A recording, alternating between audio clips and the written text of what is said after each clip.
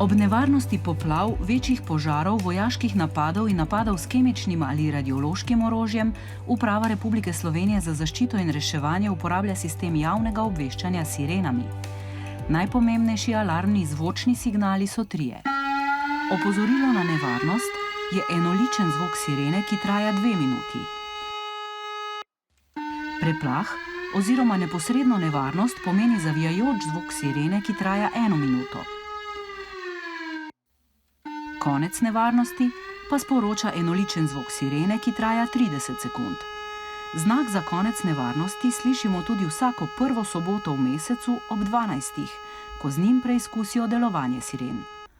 V nekaterih slovenskih krajih ob spodnjem toku Save in ob Dravi uporabljajo tudi poseben zvočni signal za nevarnost bližajočega se poplavnega vala. V nekaterih krajih v Savski dolini pa tudi signal za nevarnost nesreče s strupenim klorom.